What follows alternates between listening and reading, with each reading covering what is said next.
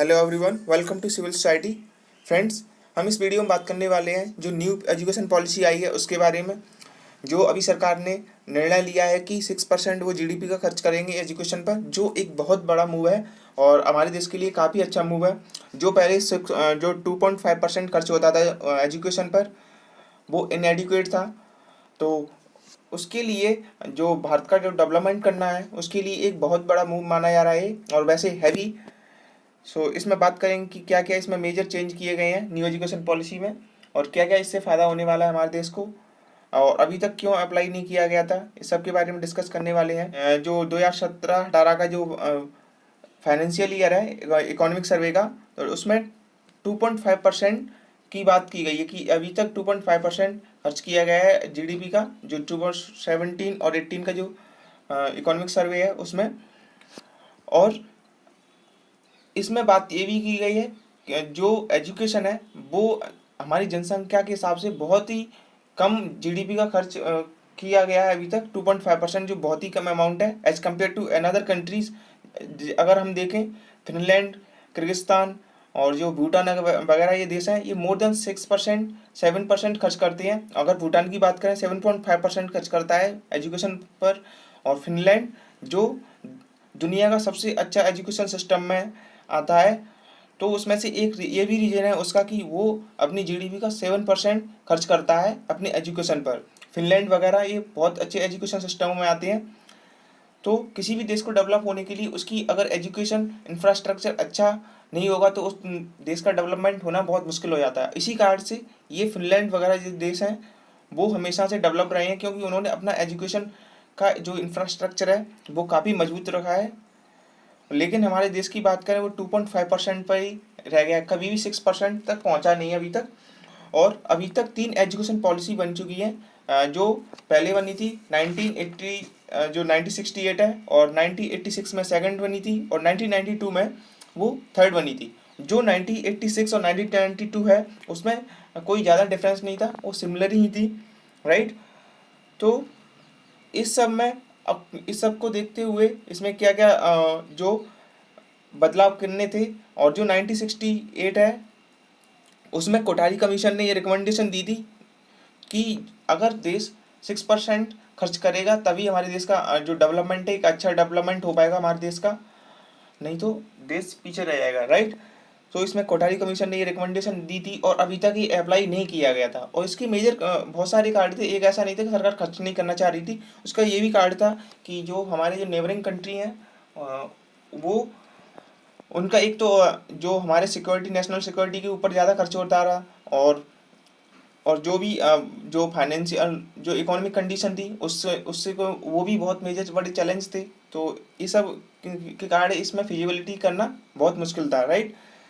तो ये बहुत सारे कारण थे जिसके कारण अभी तक 6% खर्च करना मुश्किल हो गया था। अब लेकिन अभी जो सरकार ने फैसला लिया है उसमें 6% खर्च करने का प्रावधान किया है इसमें। लेट्स मूव ऑन कि इसमें क्या क्या इसके क्या क्या की फीचर्स हैं, इस सब के बारे में डिस्कस करने वाले हैं, राइट। तो let's move on friends. Tenth, अब पहले जो 12th बोर्ड होता था अब वो ड्रॉप आउट कर दिया गया है, अब केवल 11th तक चलेगा और इसके बाद एजुकेशन में जो ग्रेजुएशन का पोर्शन रख दिया गया है, राइट। तो 11th तक क्लासेस होंगी और जो कि 5+3+4 होगा, यानी कि जो ऐसा शेड्यूल रखा गया है, स्ट्रक्चर ऐसा बनाया गया है। अप टू 5 प्री स्कूल होगा और 6 to 8 मिडिल स्कूल और 8 to 11 हाई स्कूल कहा जाएगा, राइट। एंड ऑनवर्ड इसके ग्रेजुएशन में वो काउंट कर लिया जाएगा।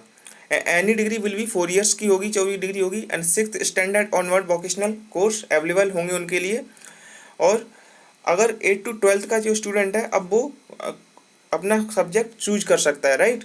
And all graduation courses will be have major and minor example, right, like science and student can physics as major and अगर वो म्यूजिक में इंटरेस्टेड है तो वो माइनर के तौर पर उसे ले सकता है। तो मेजर और माइनर वो चूज कर सकता है, एक अपना मेजर सब्जेक्ट रखेगा और एक माइनर रखेगा जिसको अलग फैसिनेट सब्जेक्ट है, राइट।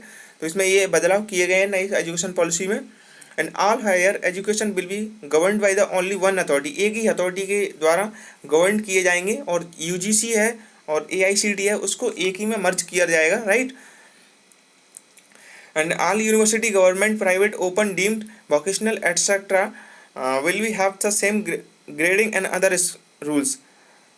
मतलब जो सब यूनिवर्सिटी वगैरह हैं, government, private, open, deemed, vocational, जो भी यूनिवर्सिटी हैं उनको क्या होगा कि उनका जो ग्रेडिंग सिस्टम है वो सेम होगा और एंड अदर रूल्स भी सेम होंगे, राइट।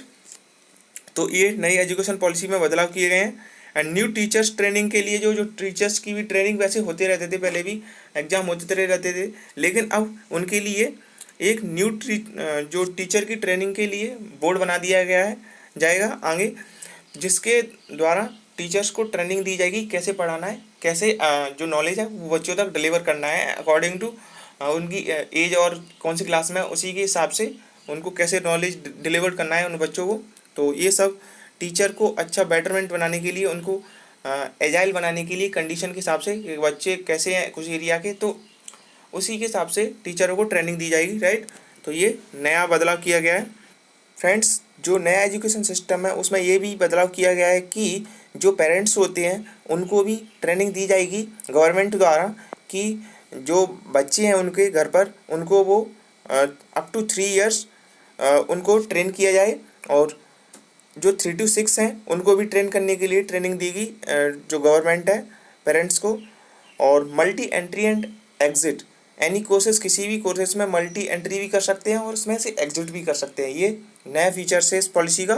फ्रेंड इसमें ये भी बदलाव किया गया है कि अगर कोई स्टूडेंट है वो अगर अपनी डिग्री कर रहा है, अगर वो 1 साल करके वहाँ से एग्जिट करता है तो उसको एक बेसिक सर्टिफिकेट दिया जाएगा। अगर वो 2 साल कंप्लीट करता है तो उसको एक डिप्लोमा का सर्टिफिकेट दिया जाएगा उस एक कॉलेज द्वारा, इंस्टीट्यूशन द्वारा। एंड अगर वो पूरी कंप्लीट फुल डिग्री करता है तो उसको तभी डिग्री का सर्टिफिकेट दिया जाएगा, राइट, सो दैट कोई भी ईयर उसकी वेस्ट ना हो। एंड जो ग्रेजुएशन के कोर्सेज हैं वो यूनिवर्सिटी है ना जो कंडक्ट करा रही है वो सब यूनिवर्सिटी को एक ही में मर्ज किया जाएगा और governed by the single authority with the capping one each other, एक ही अथॉरिटी के द्वारा गवर्न किया जाएगा, राइट, सो दैट अलग अलग इंफॉर्मेशन डाइवर्स ना हो और एक सही पर्टिकुलर कैरिकुलम इसको चलाया जा सके और इम्प्लीमेंट किया जा सके। So friends, this was all about education policy कि क्या क्या बदलाव किए गए हैं। जो 6% खर्च कर रही है सरकार अब आगे आने वाले उसमें टाइम में, तो क्या क्या बदलाव किए जाएंगे इस सब के बारे में डिस्कस किया हमने। होप आपको वीडियो पसंद आएगी, अगर पसंद आई है तो लाइक करें इस वीडियो को, share as well and subscribe this channel for upcoming information. Please press the bell icon. So thank you for being with us. Bye.